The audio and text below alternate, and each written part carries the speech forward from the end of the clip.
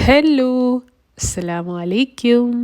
എല്ലാവർക്കും എൻ്റെ പുതിയൊരു വീഡിയോയിലോട്ടേക്ക് സ്വാഗതം. ഇന്ന് ഞാൻ വളരെ വെറൈറ്റി ആയിട്ടുള്ള കുട്ടികൾക്കൊക്കെ ഭയങ്കരത്തിൽ ഇഷ്ടപ്പെടുന്ന ഒരു സംഭവമായിട്ടാണ് വന്നിട്ടുള്ളത്. അതായത് പൊട്ടാറ്റോ ഡോണറ്റ്സ്. അതായത് നമ്മൾക്ക് എങ്ങനെ പൊട്ടാറ്റോ കൊണ്ട് നല്ല ക്രിസ്പി ആയിട്ടുള്ള, പുറത്ത് നല്ല ക്രിസ്പിയും ഉള്ളിൽ നല്ല സോഫ്റ്റ് ആയിട്ടുള്ള പൊട്ടാറ്റോയുടെ ഡോണറ്റ്സ് ഉണ്ടാക്കാമെന്ന് നോക്കാം കേട്ടോ.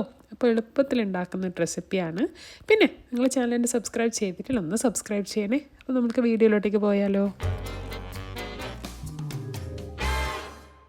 അപ്പോൾ നമ്മുടെ സൂപ്പറായിട്ടുള്ള പൊട്ടാറ്റോ ഡോണറ്റ്സിന് വേണ്ടിയിട്ട് ഞാൻ 2 പൊട്ടാറ്റോ നന്നായിട്ട് വേവിച്ചത്, അതായത് ഒരു 6 മുതൽ 7 വിസിൽ വരെ ഞാൻ എൻ്റെ പ്രഷർ കുക്കറിൽ വേവിച്ചെടുത്തതാണ് കേട്ടോ ഈ പൊട്ടാറ്റോ. അപ്പം ഇത് നമുക്കൊന്ന് തണുക്കാൻ വെച്ചാൽ ഇതിൻ്റെ വെള്ളമൊക്കെ ഒന്ന് ആറിക്കിട്ടും. എന്നിട്ട് ഒന്ന് നന്നായിട്ട് നമുക്ക് ഇതുപോലെ സ്മാഷ് ചെയ്തിട്ട് എടുക്കണം. പൊട്ടാറ്റോ സ്പൂണോ തവിയോ എന്താ വെച്ചിട്ട് ഒന്ന് ഉടച്ചെടുക്കണം കേട്ടോ. ഇനി ഇതിലേക്ക് ഞാൻ ഒരു ഉള്ളിയാണ് ചേർത്ത് കൊടുക്കുന്നുള്ളത്. ഉള്ളി ചെറിയ സൈസിലുള്ള ഉള്ളിയായിരുന്നു. പിന്നെ അതുപോലെ തന്നെ ഒരു കൈയുടെ കണക്കിന് നമ്മൾക്ക് മല്ലിയിലയും കൂടി ആഡ് ചെയ്തിട്ട്, പിന്നെ നിങ്ങളുടെ ഒരു ഉപ്പിൻ്റെ കണക്കിനനുസരിച്ചിട്ട് നിങ്ങൾ ഉപ്പ് ആഡ് ചെയ്ത് കൊടുക്കണം കേട്ടോ. ഇനി നമ്മൾ ആഡ് ചെയ്യുന്നുള്ളതെന്ന് വെച്ചാൽ ഒരു പിഞ്ച് മല്ലി പൗഡറാണ്. അതുപോലെ തന്നെ 3/4 ടേബിൾ സ്പൂണ് നമ്മൾ കുരുമുളക് പൊടിയും ഞാൻ ആഡ് ചെയ്ത് കൊടുക്കുന്നുണ്ട്. പിന്നെ നമ്മൾക്ക് ഇതിലേക്ക് കുറച്ച് സ്പൈസസ് ആവശ്യമുണ്ട് കേട്ടോ. പിന്നെ ഞാൻ ആഡ് ചെയ്ത് കൊടുക്കുന്നത് ചിക്കൻ പൗഡറാണ്. ഇത് ടോട്ടലി ഓപ്ഷണലാണ്. നിങ്ങളുടെ കയ്യിൽ ചിക്കൻ മസാല പൗഡർ ഉണ്ടെങ്കിൽ അത് ആഡ് ചെയ്ത് കൊടുക്കാം. പിന്നെ ഒരു 1/2 ടീസ്പൂണ് നമ്മുടെ ചില്ലി ഫ്ലേക്സും, അതുപോലെ തന്നെ 1/2 ടീസ്പൂണ് ഞാൻ ഒറിഗാനോവും ഇതിലേക്ക് ആഡ് ചെയ്യുന്നുണ്ട്. ഇനി നമ്മൾക്കൊരു ഇന്ത്യൻ ടച്ച് കിട്ടാൻ വേണ്ടിയിട്ട് ഞാൻ എന്താ ആഡ് ചെയ്യുന്നുള്ളതെന്ന് വെച്ചാൽ ഒരു 1/2 ടീസ്പൂണ് ഗരം മസാല, അതുപോലെ തന്നെ 1/2 ടീസ്പൂണ് ചാട്ട് മസാല ഞാൻ ആഡ് ചെയ്ത് കൊടുക്കുന്നുണ്ട് കേട്ടോ.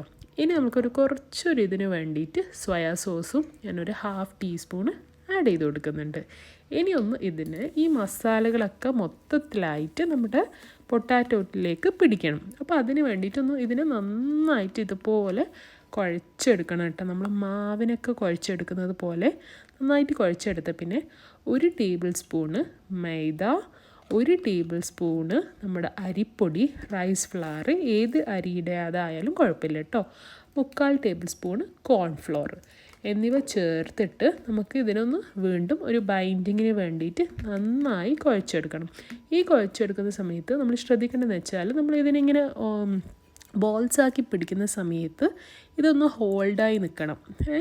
ഈ ഒരു രീതിയിൽ നമ്മൾ ജസ്റ്റ് ഒന്ന് ചെയ്തിട്ട് നടുവിലൊരു ഹോൾസാക്കി കൊടുക്കുക. എന്നിട്ട് ഉള്ളിൽ നിന്ന് ഒന്ന് മെല്ലെ ഇങ്ങനെ പിടിച്ച് സൈഡൊക്കെ ഒന്ന് ഷേപ്പാക്കി കൊടുക്കുക കേട്ടോ.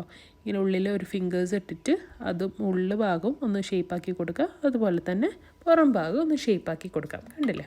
അപ്പോൾ ഇതുപോലെ നമുക്ക് ഈ മൊത്തം മാവിനെയും നമുക്ക് ജസ്റ്റ് ഒന്ന് ഷേപ്പാക്കിയിട്ടെടുക്കാം. ശ്രദ്ധിക്കേണ്ടതെന്ന് വെച്ചാൽ ഉള്ളിൽ നിങ്ങൾ ഫിംഗേഴ്സ് ഇട്ടിട്ട് അവിടെയൊക്കെ ഒന്ന് ജസ്റ്റ് ഒന്ന് ഷേപ്പാക്കി കൊടുക്കണം കേട്ടോ. ഇല്ലെങ്കിൽ എല്ലാം ഈവൻലി ആയിട്ട് നമ്മൾക്ക് കാണുമ്പോൾ ഒരു വൃത്തി ഉണ്ടാവില്ല, പിന്നെ ഈവൻലി ആയിട്ട് കുക്കാവണമെന്നില്ല.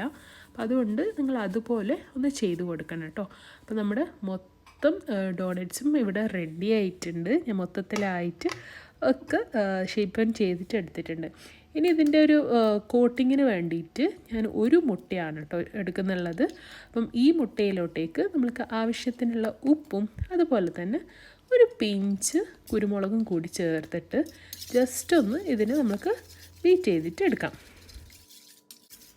ഇനി നമ്മൾക്ക് ഇതിനെ കോട്ട് ചെയ്യാൻ വേണ്ടിയിട്ട് ബ്രെഡ് ക്രംസും കൂടി ആവശ്യമുണ്ട് കേട്ടോ.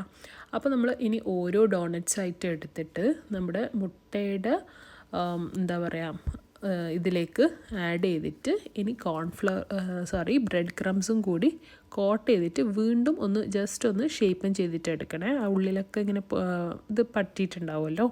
ഇനി സൺഫ്ലവർ നന്നായിട്ട് ചൂടായി കഴിഞ്ഞ പിന്നെ ചെറിയ തീയാക്കിയിട്ട് നമ്മൾക്ക് ഇങ്ങനെ ഓരോ ഡോണറ്റ്സ് ആയിട്ട് ഇടും. ഇപ്പോൾ ഞാൻ ചെറിയ പാത്രം വെച്ചതുകൊണ്ടാണ് കേട്ടോ ഓരോ ഡോണറ്റ്സ് ആയിട്ട് ഇടുന്നുള്ളത്. അപ്പോൾ ഞാൻ കൂടുതലും ഇതുപോലത്തെ കാസ്റ്റ് അയണിൻ്റെ പാത്രത്തിലാണ് ചെയ്യാറ്.